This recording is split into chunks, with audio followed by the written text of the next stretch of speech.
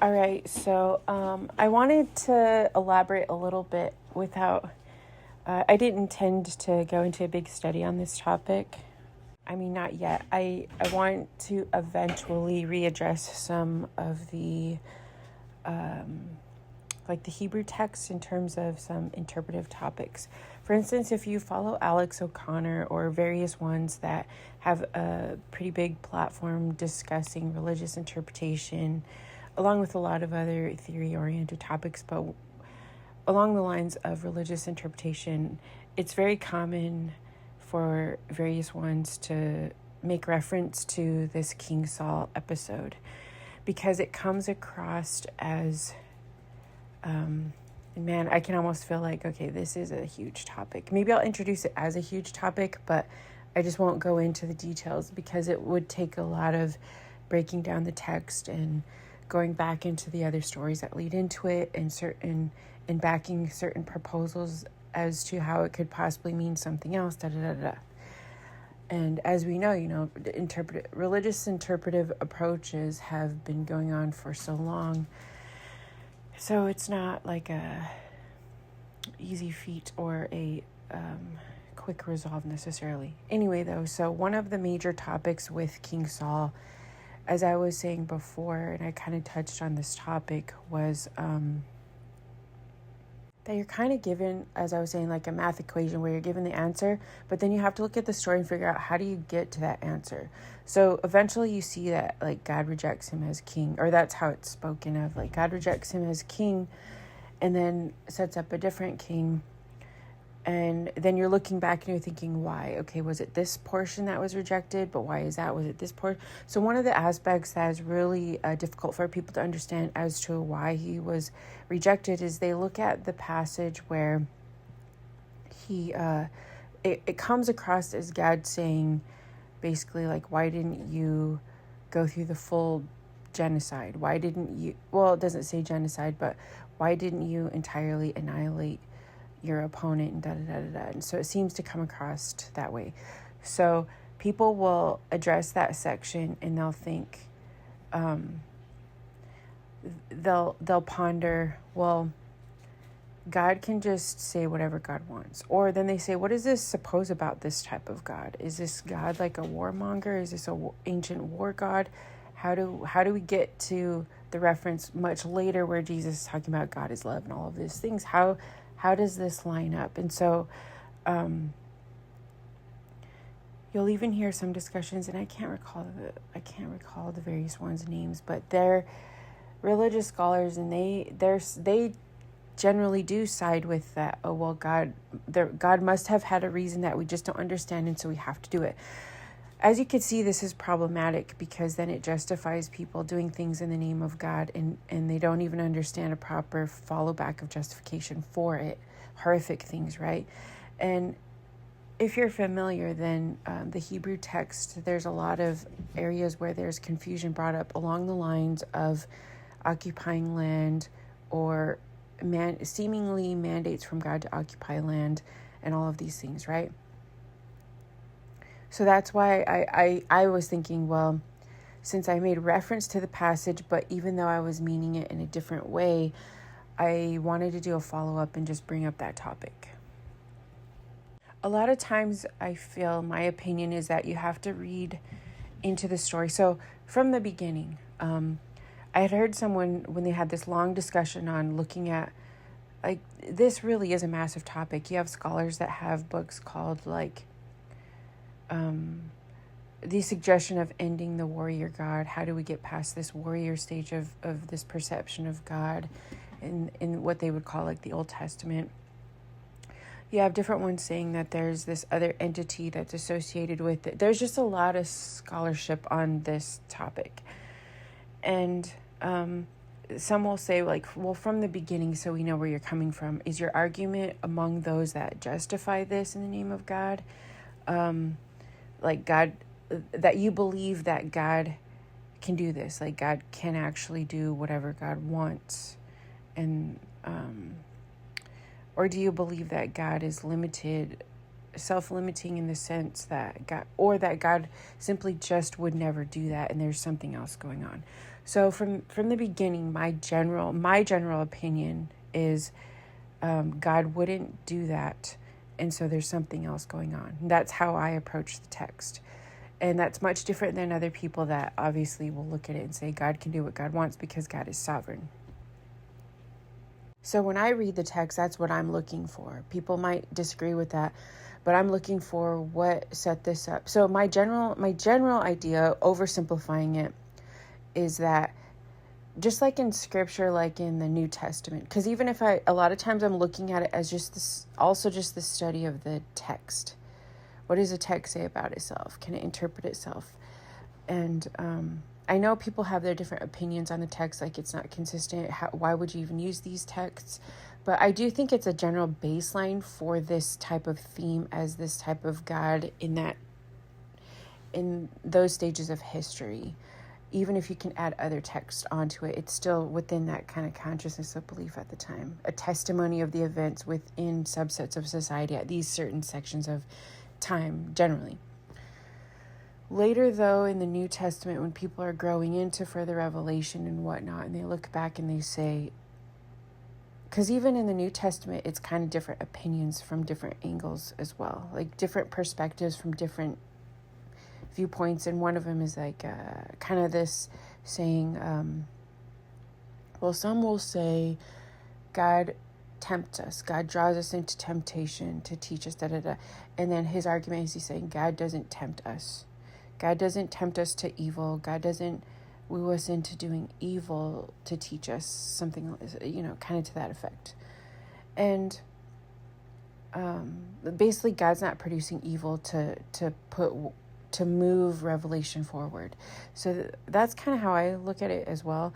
When you read the text, when I see it, I always look back.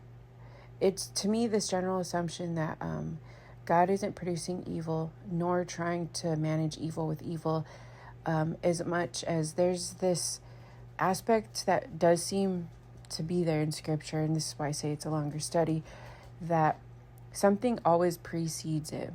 When there's an event that explodes into something that's out of God's attributes and out of God's character, something precedes it, and it's unresolved energy that is a critique unto itself.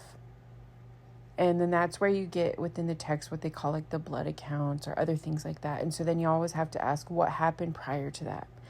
And so even if you look at it like in a legal sense, like God, and usually it's like messengers of God, because there's a lot of language in the text where it will say Lord or God or various ones that are basically given a certain level of authority to like help manage the times or help manage like what's going on, or like the scales or the accounts or the blood accounts or the error, what have you. And there's even portions in the text where it'll say things. So here's where you can't always even attribute everything exactly to God. There's even portions in the text where it says stuff like, hey, if you do this, they'll see you as a God. If you do this, they'll see you as a God. And that's just kind of part of kind of like the old language. And also, and man, my mind, because I have these little projects that are manageable, like like little sound bite pieces or what have you. But I do feel deep down there's this much larger study pending, and I just like once in a while when I'm going in to do a smaller topic, and then I kind of get back into that larger one, and I think, okay, I got to pull back because this that's a much larger study for another time. But I thought to myself, because as before I had said, I wanted to go back and look at like Genesis, Exodus, and like I guess I don't know that I'm going to do a major study on Leviticus, but basically like the beginnings of the scriptures, and because that's what really sets the stage, the precedent for what a lot of the other things are built on. Some of what I'm looking at is how does it get to the point of the warfare conflict? What does it stem out from? Why do we see God in that image? And what is the language of it attributed to God and things along those lines? And so even along those lines, as I had said in one of my writings, that the temple was starting to be developed as a transformative mechanism within systems, when you even look at and you return back to some of the studies on the temple and what was represented in the Ark of the Covenant as like a place to meet God, and it says like this is the place where, you know, like this would represent the place, the meeting place of God, where God would there's different language like tabernacle among the people, because the tabernacle was like a tent of meeting. There were different layers to go into the holy place. There would be a representative that would be able to be the go-between of that connection between man and God, and it would be the place to navigate atoning for one's like sins or error or things like that. And like the accounting of like managing the error of, I guess, sin, I guess you would say, going on, the misalignment in society and seeking for the guidance of God, things like that. What's interesting though is it also uses that language of like to bring in the Ark of the Covenant, which is a representation of God. What's also interesting about it is that it uses also this language of like, because the things that are in the Ark of the Covenant, where the Ark of the Covenant is this representation of God being among man, because it even says stuff like that, like this is like kind of like the representation of God being among man, and the things within it that have various symbolism. Among them is like the tablets, you know, like the revelation of the tablets, the commandments that were given to Moses, but it also uses them as a language of this is the testimony. And so when you imagine that, and you imagine, you know, like this arbitration, it would kind of represent like spiritual arbitration. Like you come into this place, this space, and there's these certain kind of guidelines of societal like revelation as to where society kind of goes awry. But in some of the language, it does read as though God's saying that when he has kind of like his spirit dwelling within, you know, as this representation of the Ark of the Covenant in the middle of this like tent, tabernacle, sanctuary, and then people have these kind of like ceremonial processes to seek this spiritual arbitration. It is pretty interesting to think about as portraying human behavior, where a lot of times what we actually are doing in our societal conduct is we're seeking proper arbitration between conflicts that arise.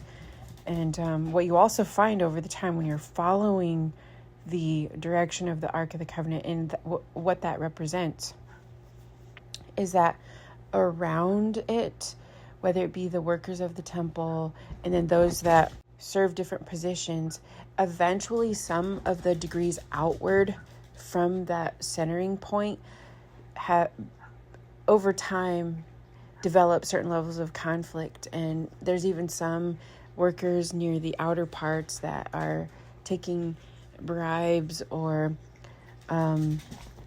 learn ways to influence the direction of people, because when people are seeking for that, like to come into the level of a communing for spiritual arbitration, they're vulnerable to other leadership guidance or that guidance being corrupted. And so eventually you find in the story that those are degrees of things that eventually do happen, to the point where it becomes really horrific, where some groups are finding, like some of the sons eventually of some of these other leaders are finding that, oh, when women come here, they're actually vulnerable too.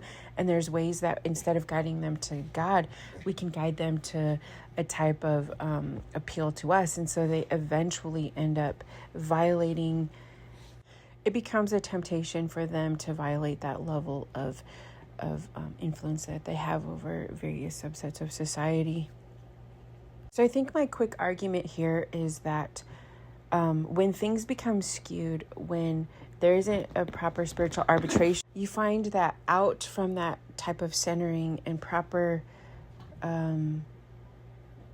administrating of spiritual alignment and guidance, things become corrupted, skewed, misconstrued, and then those are the frame of reference where these other appearances of orders or interpretation of events start to develop.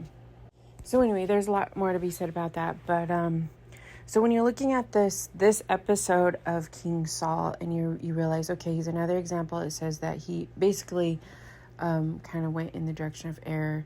And so at that point, when God then anoints another king, what do we learn from that story? And so some of what you learn is, for one, if you go a little bit farther back, the people in general had gotten to the point where they wanted some type of leader. Like they wanted a king in reference to the other competing kings in the region, somebody that would go out and fight their battles for them, someone that would kind of get ahead of things.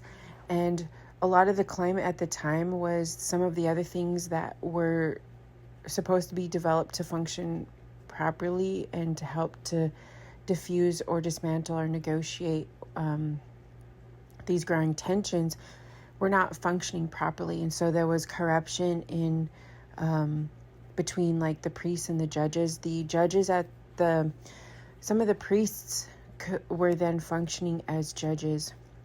And so there was this priest judge. I'm going to do a quick summary here. I might be getting some of the exact details wrong, but for the most part, generally, there was like overseeing the temple and the processes there, which was supposed to be like the heart of the community, the distinctive aspect as them unto just being another king region.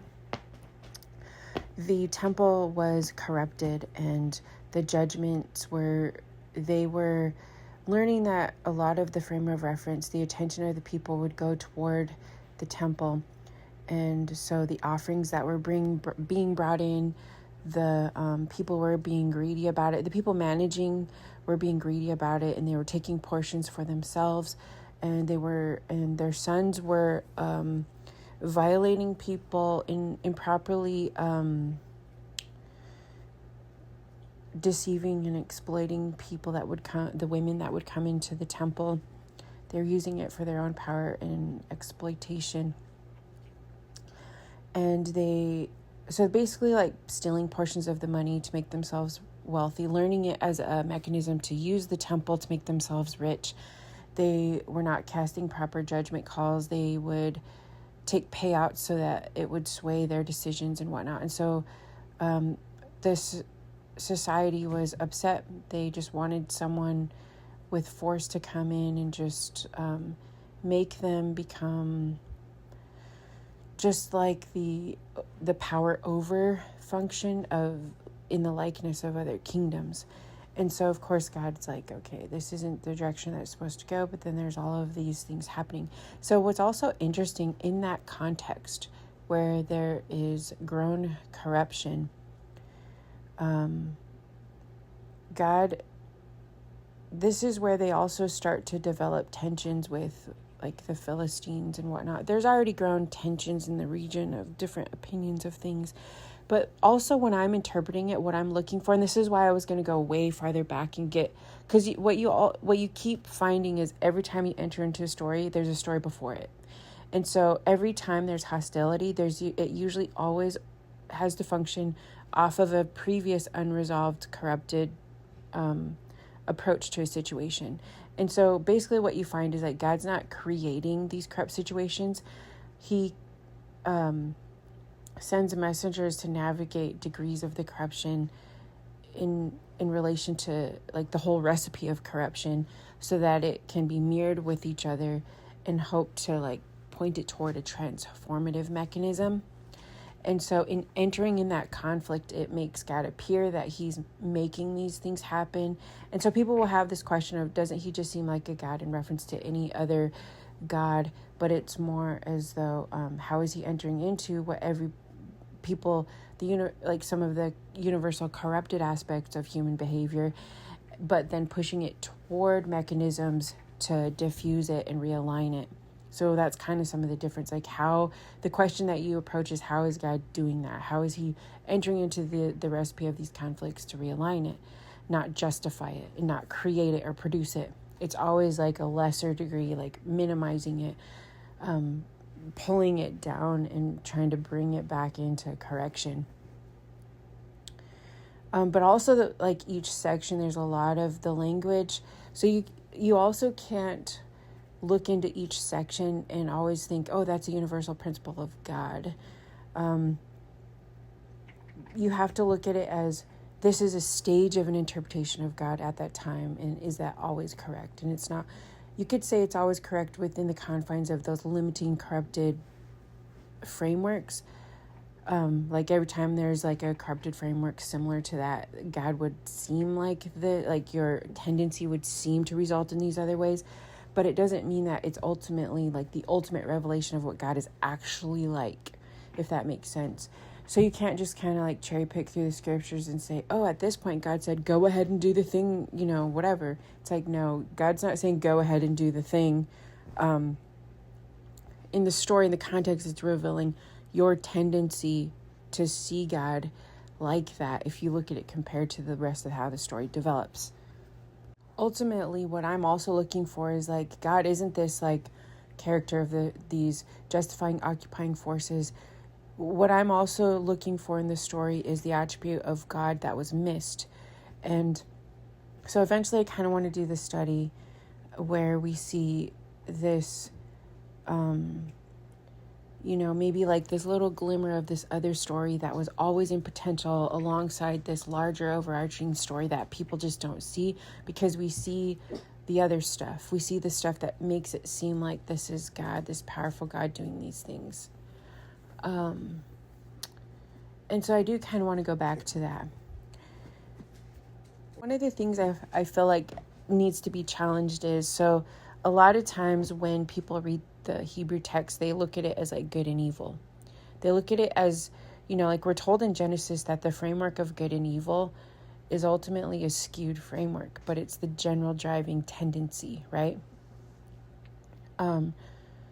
Different ones on different sides are portraying their own self-preservation of good and the other person evil. And then on the other side, their own preservation of good and the other side evil, right? So that's humans self-justifying their own standard unto themselves as opposed to understanding across the way. And so eventually that's why, it seems to confuse people when Jesus comes on the scene and he's saying, wait, these tendencies that you have that you're so sure about are actually part of what was wrong.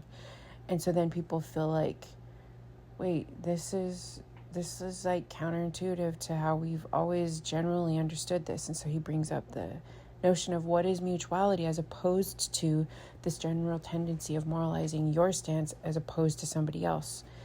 So then if we go back through the text and we look, well, is there evidence for that? Is there evidence for seeing mutuality, like a glimmer of mutuality as opportunity in these stories or not?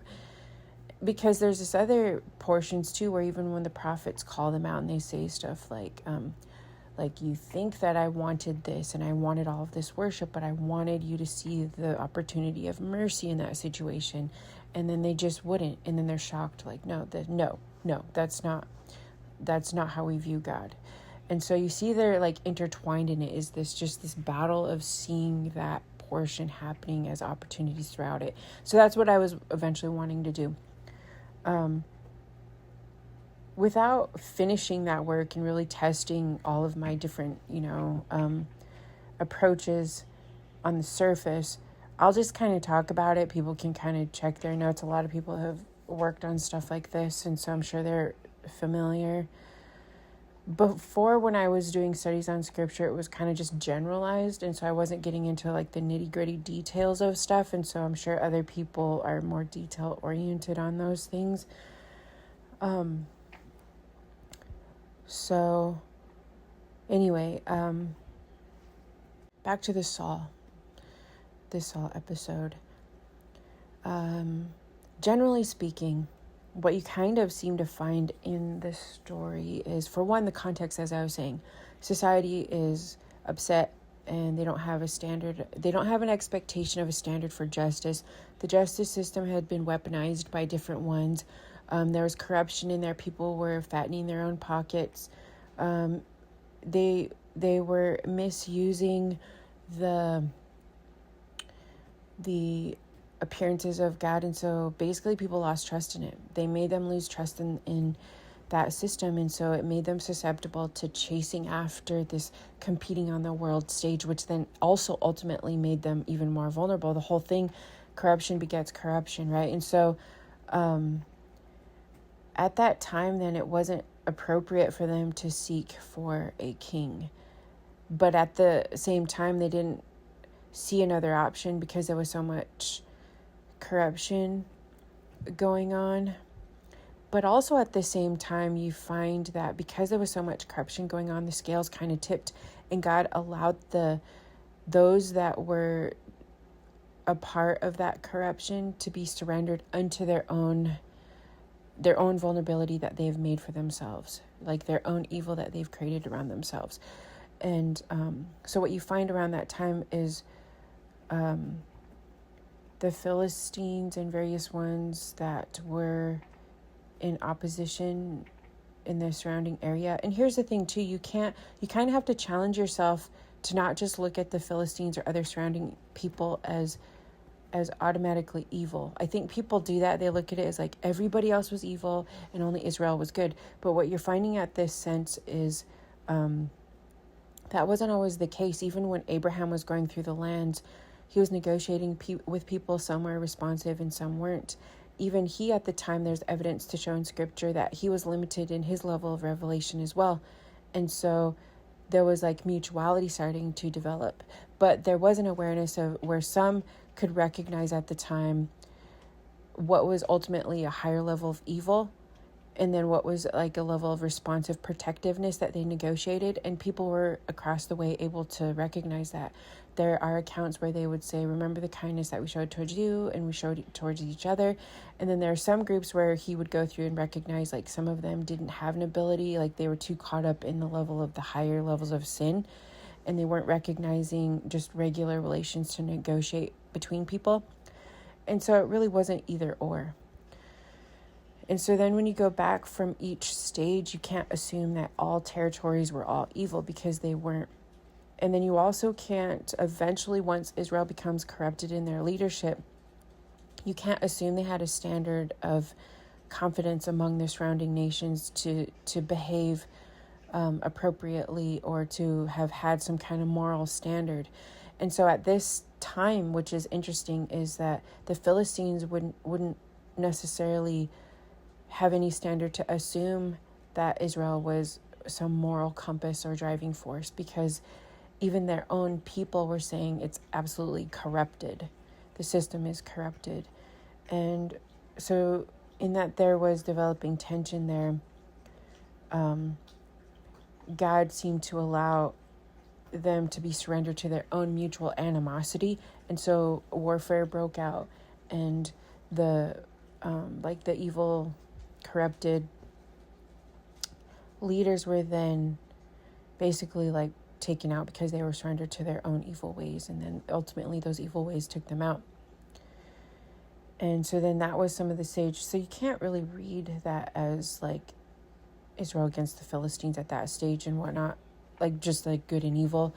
But then there was a stage where around that time they started to realize like okay, now we've become incredibly vulnerable because we don't have any guidance, and now we need to fight more on the level of warfare. So then they realize they need to develop.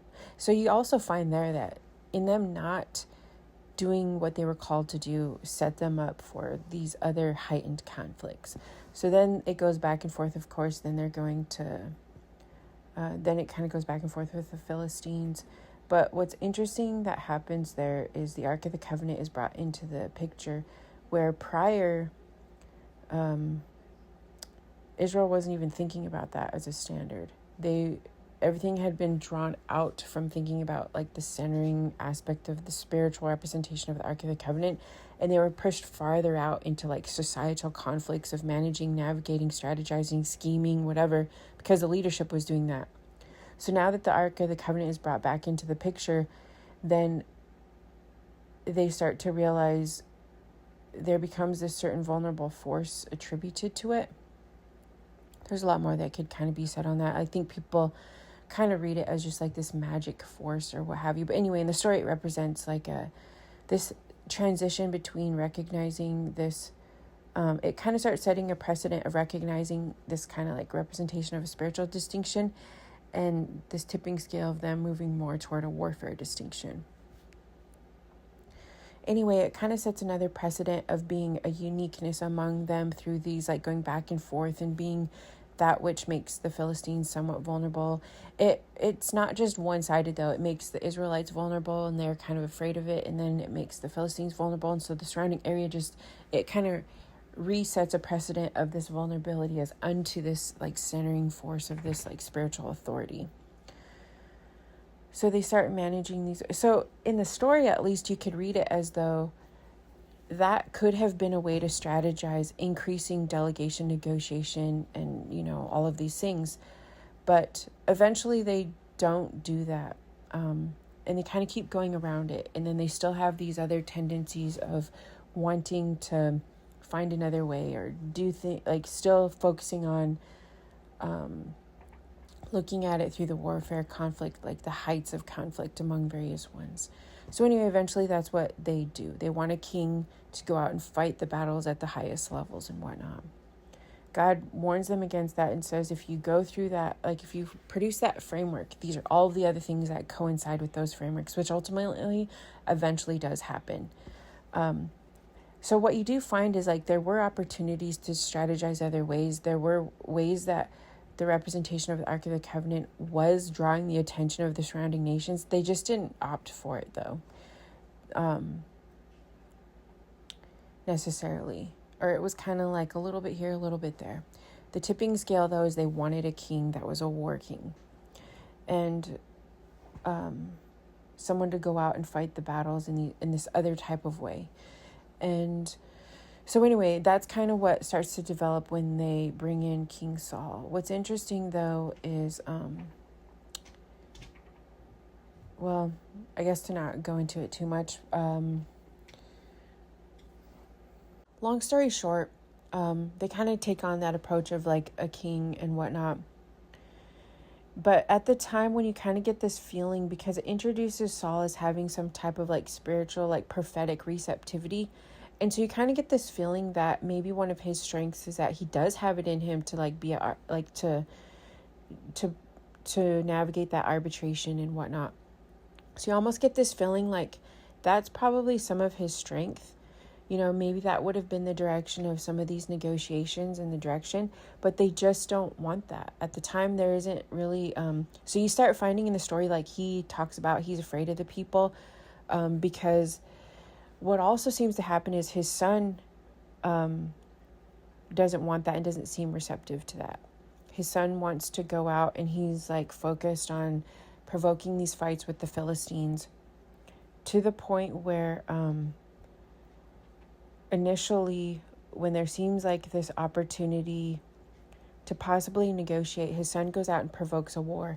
And Saul even says, you've made Israel a stench to all the surrounding nations or something. Like basically like you have pissed everybody off, and now you've set a precedent of us having to react in this certain way, which has undermined all of the other discussions and talks and other strategies that we could possibly have done.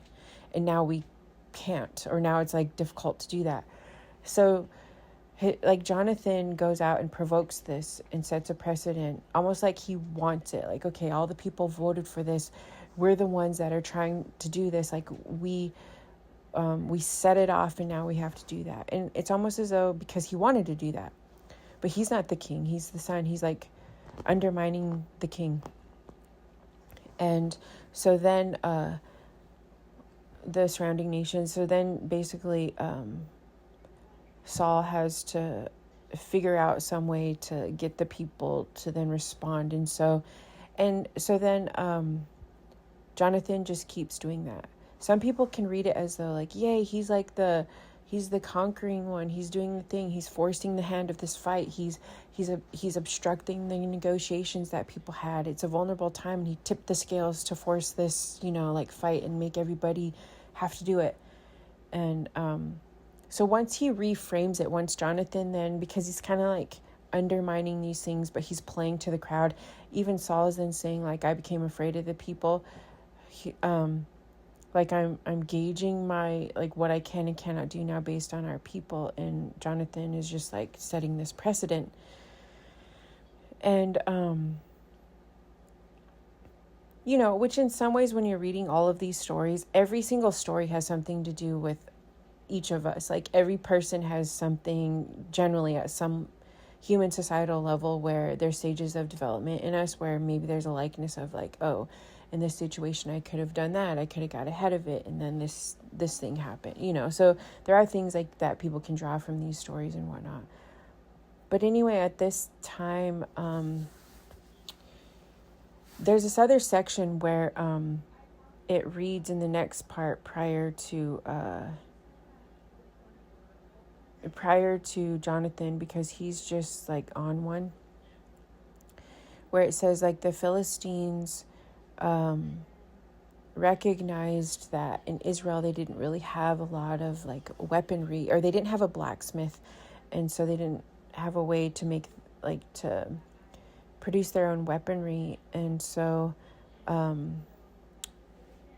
they recognized that they would have to come in and do their negotiations and go into the Philistine territory to sharpen their weapons and to get them prepared and whatnot.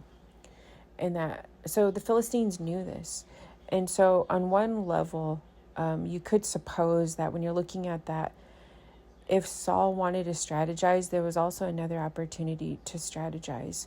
There was, like, a forced sense of trade that could have caused them to have to strategize with the Philistines and negotiate. And there was also seemingly proof in that passage where they have already recognized that they do that. So there was already a sense of, like, a vulnerable, like, coming into the area, negotiating for weaponry, and it was just managed like that. But what you find is that Jonathan just recognized it as maybe a challenge. And so he, without his father's authority, he goes and says, like, well, almost this assumption, like, they're not going to make us weak. They're not going to hold this against us. They're not going to force our hand to make us negotiate with them. And so instead, he goes and he, and this is where this is why he tips the scale for the people to have confidence in him, because he does lure them out what seems to be this kind of like territorial warfare or terrain warfare, where instead of using weaponry for direct combat fighting with swords, like blacksmith type weaponry, he lures them out. And it's, you can even say, well, what kind of pretense did he do that with, though? He lures them out to this location where there's these cliffs and whatnot, and basically utilizing the terrain and whatnot, he produces, like, a success and victory against some of them. And so then some of the groups of people, of course, are going to be in support of him, and they're feeling like Saul's not getting ahead of anything. Saul's just putting out fires of Jonathan. And then at the time, then it seems like Saul then tries to kind of get ahead of it. But then he's at that stage where instead of really getting ahead of it with the strategy or explaining that some of this is a distortion of Jonathan, because it seemed like some of his Achilles heel or his weakness is that he just won't, at that time, call out Jonathan. And so instead, he punishes the people, possibly for, praising Jonathan, but he makes the wrong call. He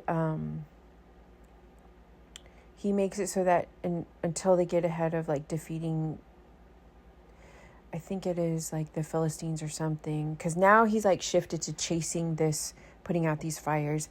he sets this precedent of like, nobody eats until we do da da da da. And so then it makes Jonathan seem like the winner, because he's like, well, he didn't hear it, and so he ate some of the honey and other things in there. And then the people are like, we're not supposed to do that.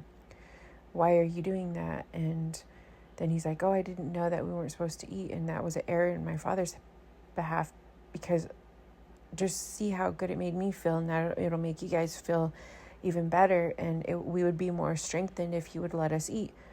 And so now you start seeing how he can sell this story to the people and to get their praise in his efforts, and then turn them against Saul. And in his mind, it's almost like he's thinking he's doing the work for Saul that Saul just is hesitant to do, whereas he's actually shifting the trajectory of things in what should be prevented. Eventually then, when the people are, like they come, Saul figures it out, and then he realizes, all right, who's going against, like what I had mandated. And they find out it's Jonathan. Then eventually he has to like confront the error of what Jonathan's doing and whatnot. But he still doesn't quite make corrective measures of it. And at this point now, Jonathan had become successful in gearing it toward the wrong fight, the wrong trajectory, the wrong battle. So then they just perpetually are getting instigated into these situations until eventually,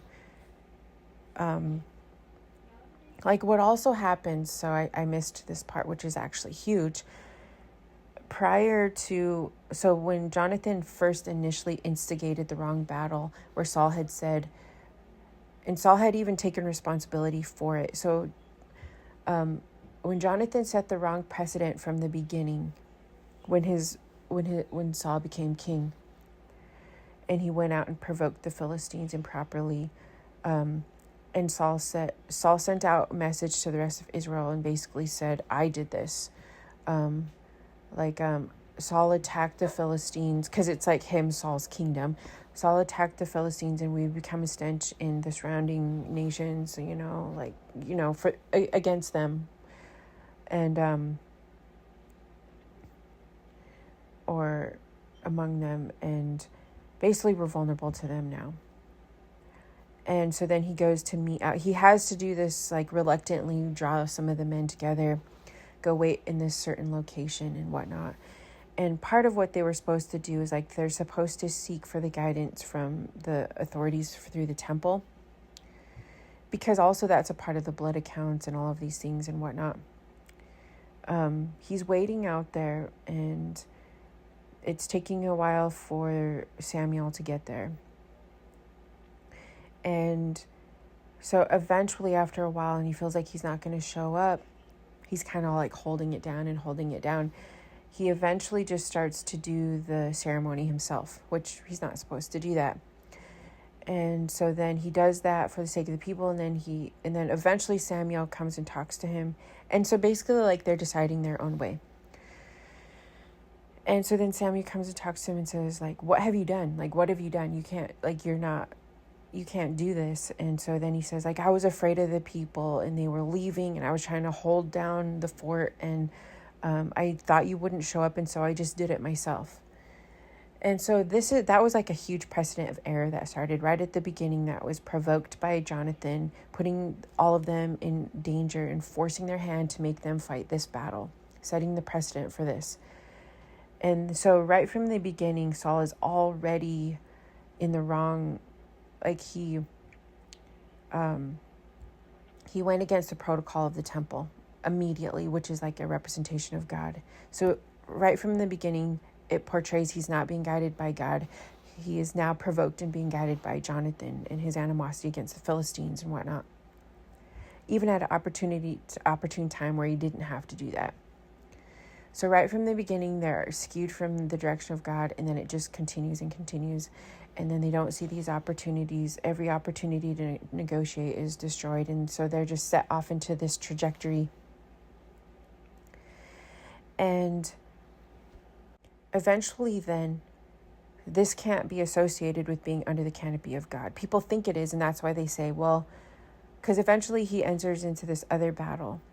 and he no longer has guidance. He's confused. This is like, now he's just utterly confused and doesn't know what to discern. He's being led astray by Jonathan, saying that he's like this animated force for convincing him to fight the Philistines, and he's undermining him and he's recruiting the people. And then because Saul is just like kind of like swatting flies in terms of like, what do we do? And so then Jonathan seems so sure in his unflinching trajectory of these battles that he's provoked, that he just comes across as being level-minded, because he's just telling the people like, this is like our ultimate threat and I'm the one making decisions here and this is what's better for our strategy. And so they just start to believe him. And so then it forces Saul, he feels like he's undermined his access to the temple, and so he calls in his own, like a different spiritual advisor. So basically he's like no longer adhering to the temple or God. He goes to like a seer, that is, so it's like representing being like against like the direction of God, and he seeks for guidance, because at this point you see this in a lot of leaders where when they don't have like a good stability or guidance or proper guides, and especially because Jonathan is making it so that Jonathan is not allowing him to be responsive to the spiritual guidance of Israel, those representing the temple. He's usurping it. He's making them do all of these other things. He's forcing the hand of these conflicts, forces him into like seeking for the wrong spiritual guidance. And then he gets this other guidance from these people. He goes out to war. He's caught up in this battle, and so then he finally gets this message from God. Well, this is where people have their interpretation. It comes across as this message from God where God kind of shows up and he says, hey, Saul, like, I'm just summarizing here. Like, hey, Saul, what are you doing? It looks like you're in a battle here. It looks like you got permission to go out and battle. And how come you're not completing the task? I see this lingering over here and that lingering over there. I thought you were supposed to like completely complete the task. It looks like you're not. And so when people read those passages, they think that God is saying,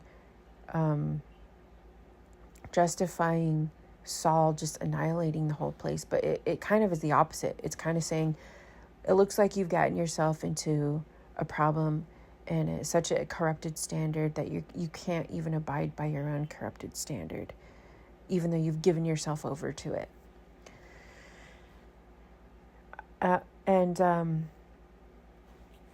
So Saul just intensifies and persists in the error, and it just continues. And then after that, he is told that the anointing of God has left you and has been given over to another leader, another king.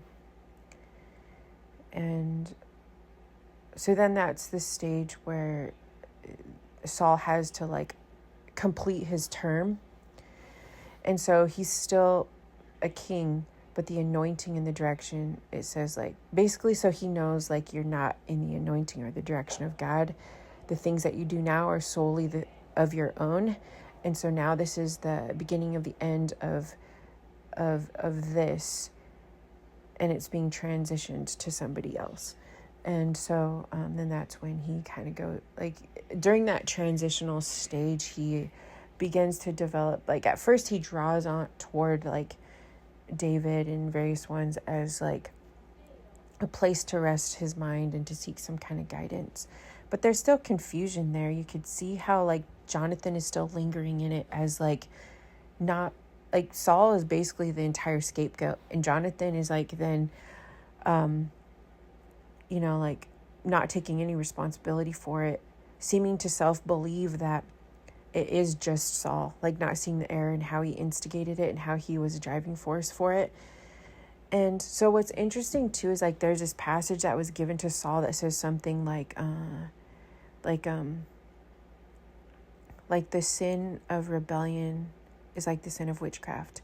And some people will attribute that, is something else to that effect. And some people will attribute that, they look at just that last battle that Saul had, and they think that that's like some kind of mandate from God, that he should have had a more pure approach to that mandate.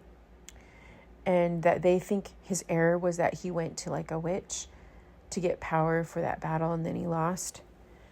And then they think that because he was compromised, he was withholding and making his own decisions, and he didn't accomplish full annihilation.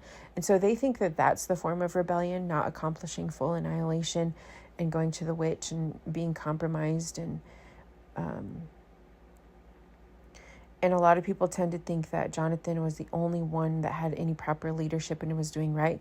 Whereas I think it's quite the opposite. I think that portions of that scripture where it says rebellion and is the sin of witchcraft is kind of saying, from the beginning, your son rebelling against your authority and pushing your hand toward war from the beginning forced your hand. That was rebellion, which led to this seeking for the power elsewhere. And so, but it also does seem like what he's saying is, in your seeking for this other power is because you're caught up in a system of rebellion around you. And you're not spiritually discerning other opportunities. You're unable to see other opportunities because you have this whole system of rebellion that has been developed all around you. And what is that? That's Jonathan. And and they never noticed it. And so even at the time where Saul is then saying it's the end of you being a king, they still don't notice that it's Jonathan. And Jonathan denies it. He just goes through scapegoating this person and that person and saying, oh, well, it was just Saul. And so now he's like, okay, now we have a new leader. And so then he transitions to being in line with David, never seeming to take any responsibility, not even seeing it as having been problematic, not even seeing the opportunities that were there to do something else, not even seeing that he was likely a huge aspect of having, his father and different ones become corrupted. Eventually, though, they get into these other battles, and as it transitions and the term limits are run out, and then it transitions to David, in between that time, they get into conflicts, and ultimately, tragically, they get into another battle, and Jonathan and Saul are lost in battle. And so it becomes the end of them. What's also interesting, though, is I was saying, a lot of studies, so this is a chapter where there's a certain framework of reference to where society was at the time, but there's so much more even before that. And so even prior, there were conflicts among the tribes and some horrific things happening. And even where, some of the area where they were functioning from, there was, in even the tribe that Saul was drawn out of, in previous chapters, in the book of Judges, there was this horrific event that had happened in some of that region where, there's a lot to this story, but prior to them entering into those lands where different tribes were situated, there were certain processes they were supposed to go through in how they would interact or kind of heal the land. And they just didn't do that.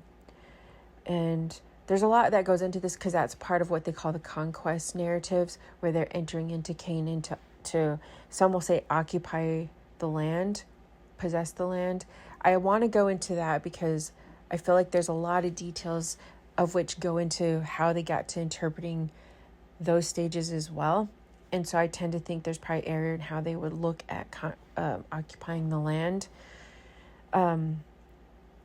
But then the way that happened and some of the tension among the other tribes, some of those locations were that tribal region in general, were left susceptible to being corrupted by things going on to the point where they, the tribe of Benjamin, was reprimanded and almost cut off entirely from Israel. And so generationally, you would think maybe that left Jonathan feeling like we have a precedent to set. We're going to show ourselves with force. We're not going to be cut away. In our past generation, we were massively reprimanded. And so we are going to overcorrect and we are going to overpower. So possibly that could have been, in some of that generational thinking. or also there was some unresolved stuff in that territory because some major stuff went down. But that was like that. Like I said, it's important to just at least be aware that there's like generational stuff there. But also on a quick note, though, what I'm kind of considering, because you have to go even farther back. So then you learn like Genesis and how it developed, how they got into Egypt, what happened in Egypt, and the intersection of transition from like Egypt out into the desert with like the Midianites and what was kind of being negotiated there, and then how it transitioned to Canaan, and then from Canaan and the different tribes, and then the unresolved stuff. There's just so much. What's kind of interesting though is when you first, prior to the occupying or the conquest of Canaan narratives, is, and that's like I said, you got to bookmark that and realize, like, hold it in question as to some of that could be incorrect. People just unflinchingly think like that's what God wanted, and then that's what also leads them into thinking God is like this warrior God. How could God be like that? And I think it's actually correct for the aspect in your spirit to feel like something feels wrong there. Why would God do that? You hear a lot of people justify those narratives as well as saying, well, they must have been just like absolutely evil. And so we have to analyze that, because that justifies people into that good and evil thinking again, where like we're good and they're all evil. And we just don't see that consistent with the stories when you actually dive deeper into the very story. So anyway, it's important to think about that. But anyway, prior to that though, if you even rewind it farther, and at the stage where they're coming out of Egypt, it's interesting to look at some of the language being told is like saying, for one, the justification for them to leave Egypt was because there was internal oppression happening against various ones. And, like involving the market and stuff like that in terms of developing the things that they needed for infrastructure and things like that. There was an imbalance in like human relations and whatnot. And so there was some oppression going on there. There's a lot, man. This is like, because I feel like I'm looking at this and I'm going on an hour.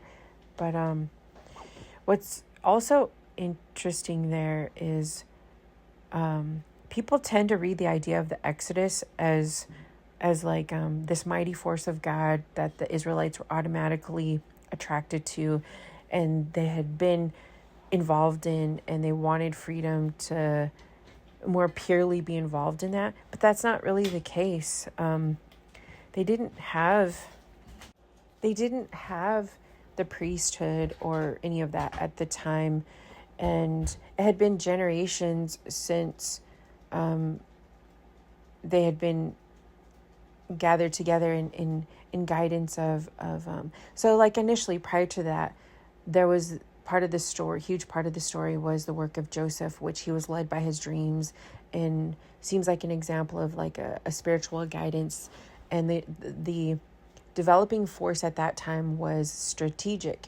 He was placed in a position within Egypt through dreams and certain strategy and certain situations in life. And the movement of the people occurred because there was a famine in the land, and Egypt was the place that would allow them to have food and be cared for and shelter them through Joseph's dream. So at the time, there wasn't like a spiritual centering of Israel at the time.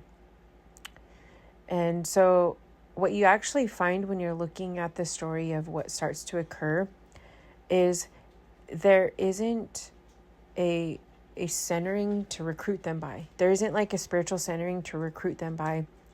And so Moses goes out and certain things happen, and so he ends up leaving, and he leaves to live out in the land of the Midianites for a while. And he marries into the Midianite family, and the father of the woman he marries is like said to be a priest. You start to find that in the story. This is where Moses starts getting these like kind of religious ideas of this possibility of creating a framework of religious influence. And he lives with them for quite a while. And it's through this language and through this possible influence, which then the question is, where is that influence coming from? Where is this like religious way of ordering things coming from? So then Moses starts to get these ideas of like a way to offer connection to God. So it's kind of saying, what's interesting is there's this discussion happening outside. People tend to think it's just like from heaven, but it almost comes across as, when you're really reading it, as, imagine Moses is out here outside in the outskirts of Egypt, and he's talking among the Midianites, and they have an association of this like priestly order happening. Who are those people he's talking to? Because then some of them seem to be having this council session. The council session that Moses is having comes across as, it says, the Lord. It's the Lord giving him these ideas. But then if you think, there seems to be more people involved in that conversation. Are there regional groups? Are these regional lords? Because he's having this conversation out on the outskirts of Egypt, and people are starting to seem to convince him to say, we've heard of what's going on in Egypt. We've heard that your people you're associated with, that we've also heard, because Midianites and different ones are of the lineage of Abraham. What about the call of Abraham? What if, like, all of us have had this call of Abraham, and we were supposed to be free. We were supposed to be, like a freedom for the nations. And we're hearing that the Hebrew, like part of the lineage of Abraham, the group of Hebrews are in Egypt and they're being oppressed. We don't see the standard of freedom that was promised to Abraham. And so the plight of the Hebrews has reached our ears. In these portions, it sounds like they're saying the Lord is saying this. Like, this is coming from heaven and saying the plight of the Hebrews has reached our ears. We need to bring you into freedom. It could be that, but it does seem like it's a council of people saying, like, we've heard that this is happening. And so, because through Genesis, you do see there are groups that are from the lineage of Abraham that would have possibly been talking about that and saying, well, what about the call of Abraham? What about this? So then that's when you start them like saying, and they're negotiating with groups, possibly negotiating with groups in the region. Because if you remember, Abraham was buried in Canaan, I believe. Yeah. Abraham was buried in Canaan, and he had set up connection in Canaan. And he had seemed to set a precedent of some level of favor in Canaan area. But it wasn't until a long time later, through generations, where there were certain famines in the land where people had to go to Egypt. So eventually, there's much generations later, people in the region seem to be talking, maybe groups of leaders in this like a priest connection and leadership are saying, what about returning to this call of Abraham to Canaan? So it kind of could come across as groups are wanting to free them from Egypt, to return to Canaan, to fulfill what they were, because some people seem left in Canaan, and they're wondering who's going to fulfill this call that was given to us for Canaan. And so it seems similar to when Abraham, let me think here for a second. Was it Abraham? Yeah, it seems similar to when the lords or the angels or the authorities in the region, which was in kind of like the Jerusalem, Canaan region, had gone and talked to Abraham and had said, we're going to go, and like they come across as they manage the region, and they go and they see the criteria of like what's going on in the region. And they said, it has reached our ears that we have heard of things going on in Sodom. And so we're going down to check it out to see whether or not we need to send in, put an end to them, because the sin has reached certain proportions. And so then that's when Abraham negotiates with them, right? And he says, like, can we negotiate and draw out some of our people and not destroy everyone? And so then they pull out some of the people, and then they go in and destroy Sodom, because it had been said that they were doing like extreme evil things.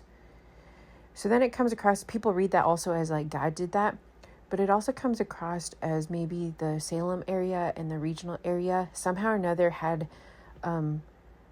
almost as though like a group that would decide on what was going on in the area and manage the like priestly authorities. So it almost comes across as that's happening again, but through Moses now, and he's negotiating with various ones, and they're deciding it's reached our ears that we're going to go in because things are happening in Egypt. Egypt has reached a height now that it needs to be put to correction. And so it seems as though Moses is talking with various ones associated with like the Midianites and various ones, and they're saying, we need to go into Egypt then and do this, but you need to do it in such a way where you're setting a precedent for bringing it into like growth toward God and whatnot. And then you need to draw your people out and set them up among this collection of this like priest order of sorts. And that this is your calling to do that. And then Moses is like, no, I can't do that. What even is this? Like, what am I going to tell them? What do I have to even tell them?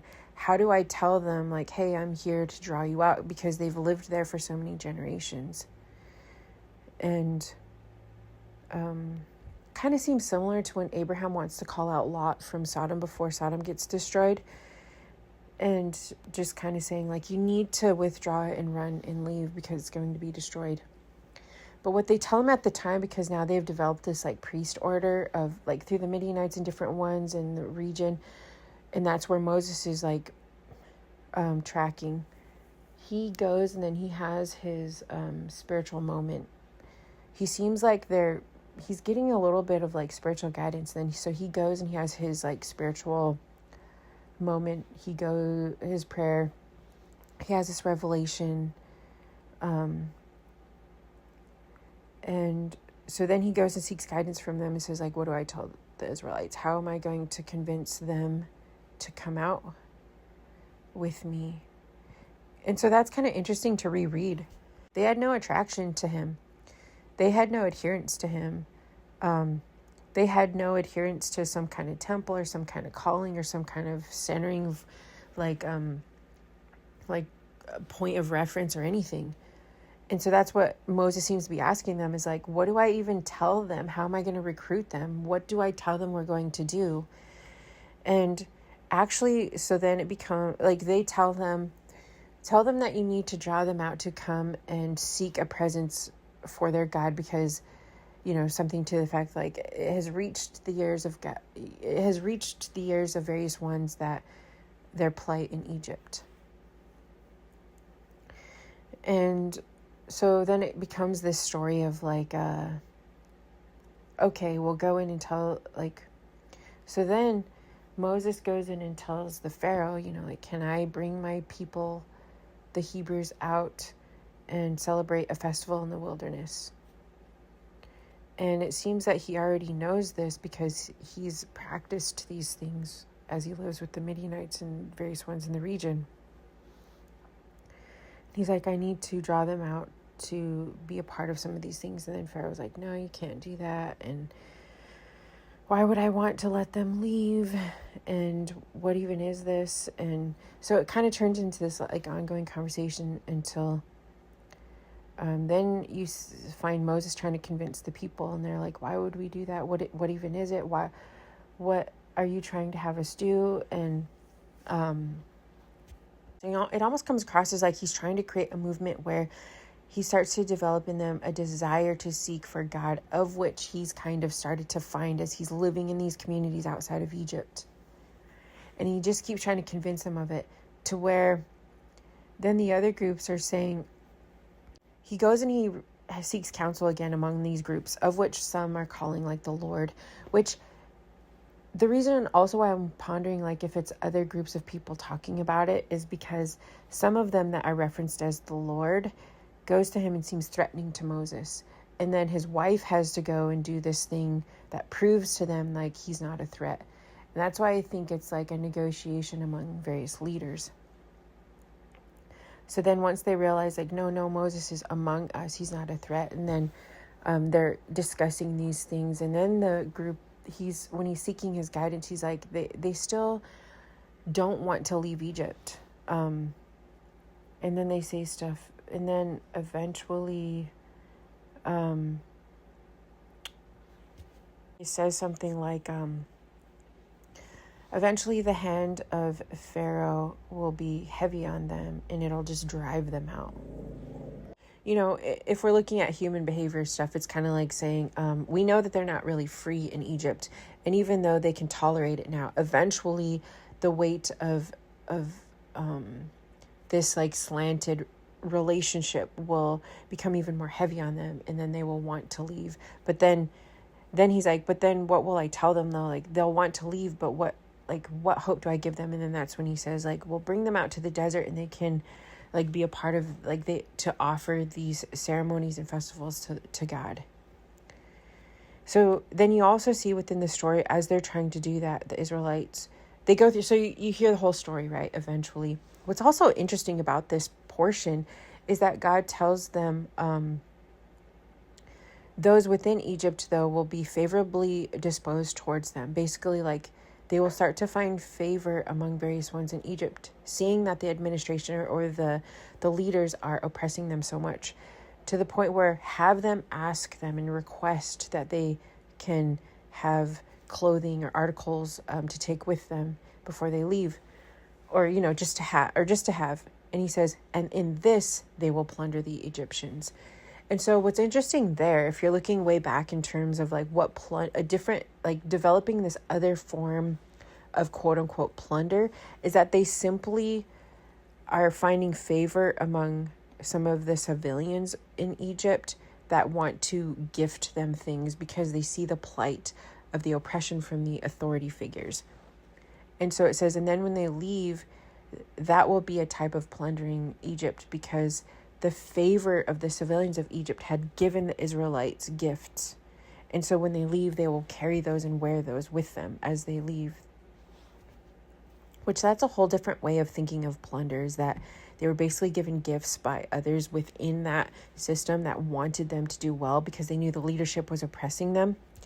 So I thought that was even an interesting side note.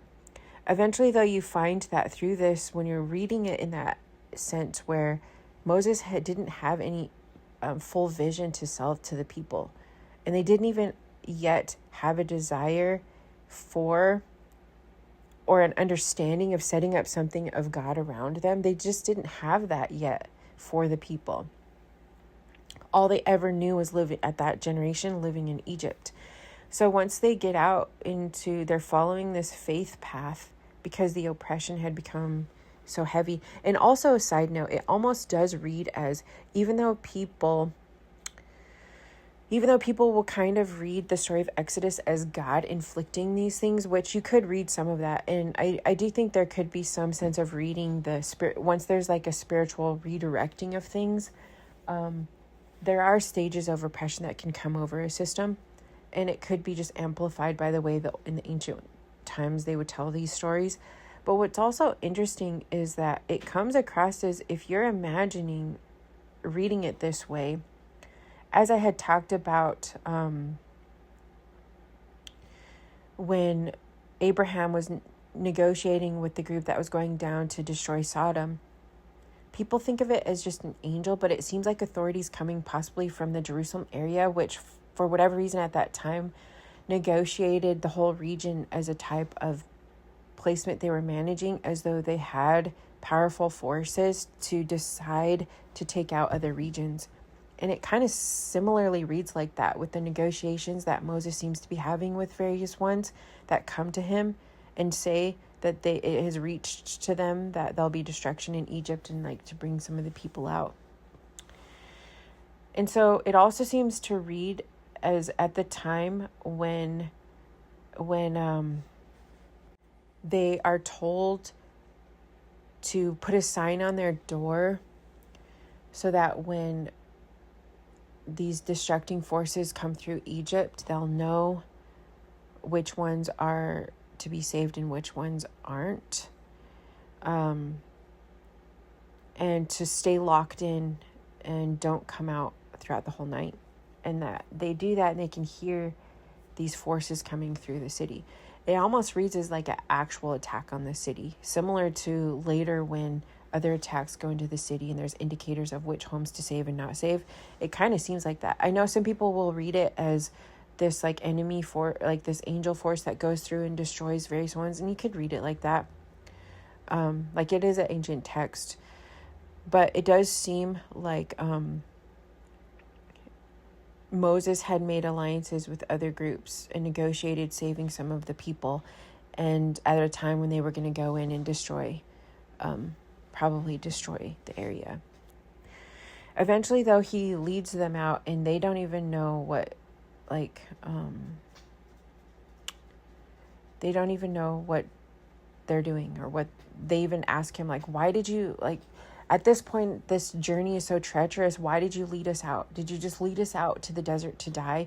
We could have just died, or we could have just continued to work and manage our work in Egypt. It would have been better than dying out in the desert. So they still just, there isn't really like a guiding force of like a cohesiveness among the people. Moses still has to lead them through these strategies. And through those, then they see there's like certain forms of favor developing, but it still doesn't quite catch hold. So then they're camping out in the wilderness, and then that's when they're looking for like a centering point, and then that's when they pull together a lot of their jewelry and the articles that they had brought out, and they put together like a center point, and then that's when they create an idol out in the wilderness when Moses is off seeking spiritual guidance for what to do next. And then that's when he comes back and realizes that they have set up for themselves like a focal point of this idol worship, and like recreating their own type of structure that they're used to from Egypt. And then he reprimands them for it and says, have we come this far just to like recreate some of the same power structure that you're used to back there? And don't you know that? Like basically like we're trying to develop this new thing. What's also interesting at this time though is if you do read it as though Moses possibly is making negotiations with these other like priest orders and spiritual groups, even though it says that because of the firstborn, they're setting aside adherence of dedicating their firstborn to God. It also seems similar to what was negotiated, what was requested of Abraham in that region eventually as offering his firstborn. And it seems part of that local religion, the priestly order in that area. And it almost comes across as those regions that he was possibly negotiating with had asked him that, possibly, as a part of the way they developed some of their temple. Or that he was, like, fashioning a similar version of that because he was saying, like, because of what had been done for us and what had occurred, like, in Egypt, then we need to dedicate our first to, like, this order of creating this priestly order of things. Through these stories, though, you find that the spiritual growth that's happening within Moses is now being associated to this like priest order, but he's having a spiritual movement within it. So it could be similar to at times before when hearing the story where there are other priests, there are other groups, but different ones among them have different stages of spiritual authority that are developing within them. And then those eventually become strong interpretations and versions that are being birthed through various movements that over time like incorporate into movements at the present time, but then eventually evolve them more and more. So at this time, that person ends up being Moses. He's having this spiritual experience. He's developing and growing, and people seem to be helping him through some of the framework of what they understand at the time of various forms of collective spiritual practices. And so he fashions himself in similar versions of it, but he's having this spiritual direction to take it in this other type of direction. And eventually that becomes like a part of the way they construct their temple. I got off on this tangent though, because I was just looking into it and it just seemed interesting to kind of read it through those eyes. Because people oftentimes will say, why does it seem though that like the Hebrew version of things is very similar to the accounts at that time? And so it seems like they were birthed through similar versions of those because they had to in real time strategize between the groups at the time. And so a lot of the likenesses are developed through those versions and through the overlap negotiations of things going on around those times. I also just was saying that because it also reads as though the plundering and other things, there did seem to be this indicator at the time of this certain priest order that really was attempting to have some sort of moral authority in the area, because they would have a judgment call of other places becoming just too heightened in oppression, that they would go in and manage it or tear down certain regions or what have you that were just to the fullness of sin or whatever, or oppression and whatnot. And just something in the midst of it all growing to more and more relational value over time, and attempts of revelation being birthed through those moments that people and leaders at the time were also themselves confused about. Anyway, that was a lot of talking. I was pouring over a few notes just on the surface level yesterday, and so it was kind of in my mind, so I needed to talk myself through some of these ideas. These are not this is not some final authority or anything on these texts. It's just discussion, just things to think about. As I was saying, a lot of people interpret some of these things in a variety of different ways.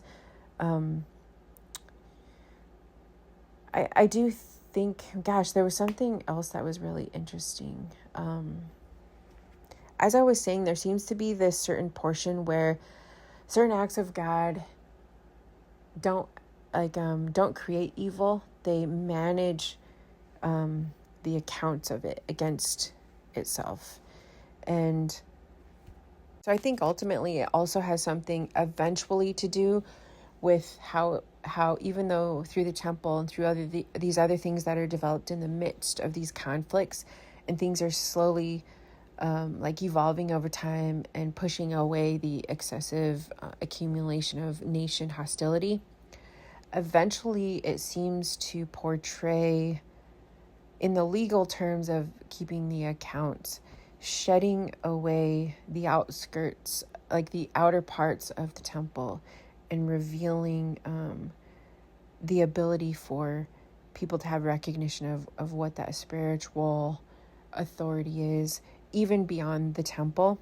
And so it does seem to talk about that as well, even in this portion where it brings up that account where in that region, that spiritual authority at the time, even if it has some good of it, trying to manage through these groups of lords and priests and whatnot, the temple and what have you, when it says, let me think how it says it. It says because one of the things they do is they take these first portions to go toward the temple and dedicate it to the temple.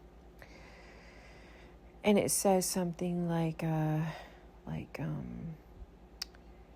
for those that were killed in Egypt, the firstborn. But also, they didn't create that. Egypt was doing that to the Hebrews and various ones as well. Attacking various firstborn. Various nation groups would do things along those lines and things of the sort.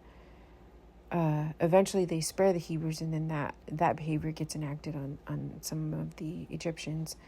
Not justifying it, but just kind of following it back. And then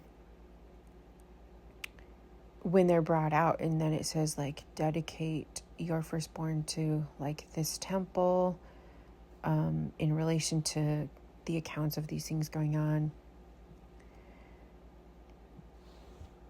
And it says something to the effect of then Israel then represents the firstborn given to God. And the question there is it really God, or is it God at that level of what's being managed as the imagery of God? Similar to going back to the call of Abraham, and Abraham negotiated in the order of Melchizedek, which was supposed to be the height of the management of God over the region and the people. And so it could be saying this is where Israel is now given unto a portion of this the spiritual authority in the region as unto God. because they request that. They seem to go through stages where they request that. Like, what are you going to give unto the God of this region? And so then it talks about like giving Israel as the firstborn as unto God. So you start to find that Israel then becomes embedded in that regional spiritual authority. But then what's also internally happening with Moses, though, so there's all this like stages of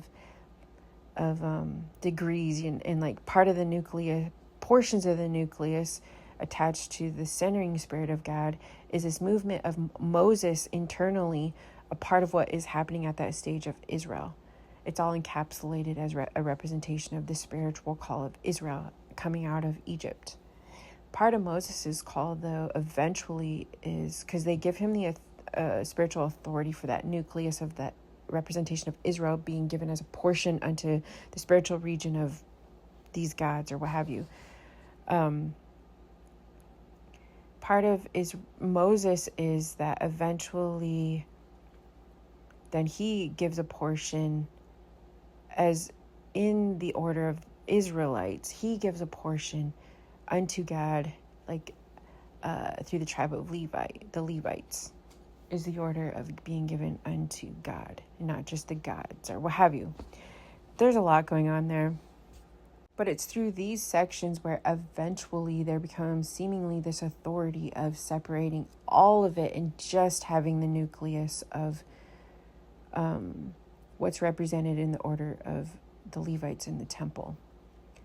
And then eventually that seems to be a way that it can counteract the authority of any of the temples, and it's just people. And then that becomes this whole long section of transitioning authority, as then what Jesus and various ones talk about, where like you now there's justification of revelation of like you are the temple and God is in you, and then it's this whole long story of actually settling the accounts to walk it all backward to free mankind from any of the order of God's lords of the world and nations and kingdoms, to where mankind is simply free to walk the land centered on God and be holy. Anyway, I was challenging myself to like go through. There's so much there. I was like, okay, girl, don't overwhelm yourself. There's a lot here. But that will kind of give an idea of a little bit of what I was thinking as I'm processing some of these things. And it's a lot of complexities. And then it goes back to like being very much simplified.